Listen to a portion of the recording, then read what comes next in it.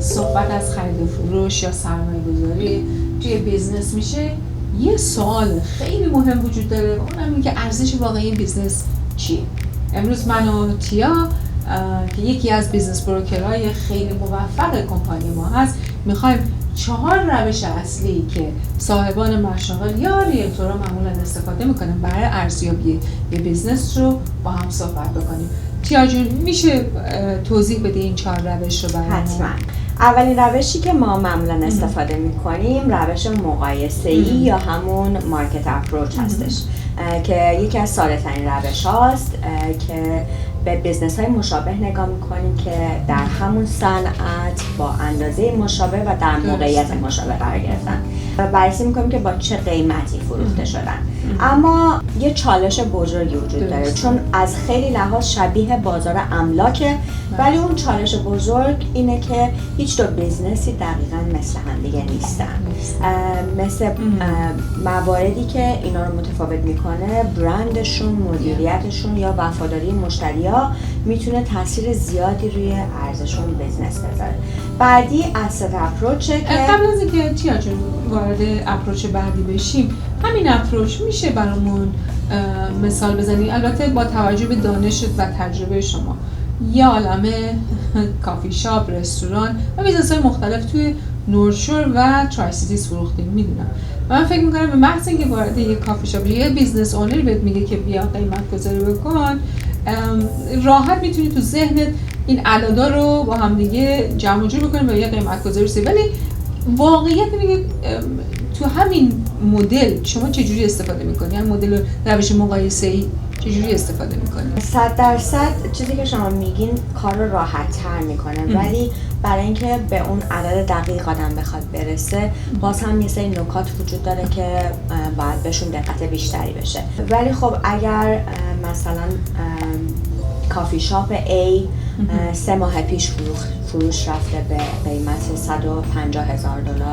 و تقریباً 800 اسکوئر فیت بوده و الان یه کافی شاپ دیگه ای تقریباً به همون اندازه و 3 تا خیابون اونورتر داره فروش میره و اکوپمنت هایی که توی این کافی شاپ بی هست تقریباً شبیه اون کافی شاپ قبلیه، ما میتونیم از این لحاظ اینا رو با هم مقایسهشون بکنیم و بدونیم که تقریباً چون اون کافی شاپ به این قیمت فروش رفته، این کافی شاپ هم میتونه در همون حدود قیمت گذاری بشه. حالا یه مقدار بالاتر، یه مقدار بستگی به اینکه فروشنده چقدر عجله داشته باشه برای فروش.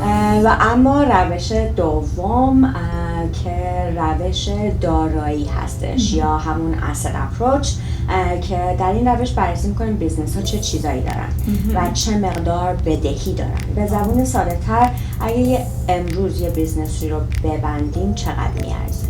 این روش بیشتر برای بیزنس های استفاده میشه که بله، یعنی درشو ببندیم. این روش بیشتر برای بیزنس های استفاده میشه که دارایی زیادی دارن، مثل کارخونه ها یا شرکت هایی که املاک نگه میدارن که یه حداقل ارزشی رو به شما میده، مثل یه خط پایه. و اما روش سوم که روش درآمدی یا همون اینکام اپروچه که نگاه به آینده داره و معمولاً قوی ترین روشه.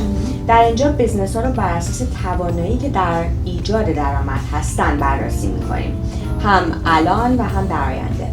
اول از عملکرد فعلی استفاده میکنیم، صورتهای مالی رو دقیقاً بررسی میکنیم، جریان نقدی، ولی اینجا استاپ نمیکنیم. یه مورد دیگه‌ای که خیلی مهمه درآمد واقعی مالکه که این عدد نشون میده قدرت واقعی درآمدزایی اون بیزینس چقدره، با در نظر گرفتن هزینه‌های شخصی و هزینه‌های یکباره یا غیر تکراری. به بیان ساده این بیزنس واقعا چقدر پول وارد جیب مالک میکنه. و یه سوال مهم هم میپرسیم، سودای آینده امروز چقدر ارزش دارن؟ در اینجا روش‌هایی مثل تحلیل جریان نقدی و ضریب‌های درآمدی هم استفاده میشن که خیلی هم مورد توجه سرمایه‌گذاران قرار میگیره. پس پتانسیل هایی که اون بیزنس داره خیلی مهمتر از اون چیزایی که ما در واقع داریم روی کاغذ میبینیم.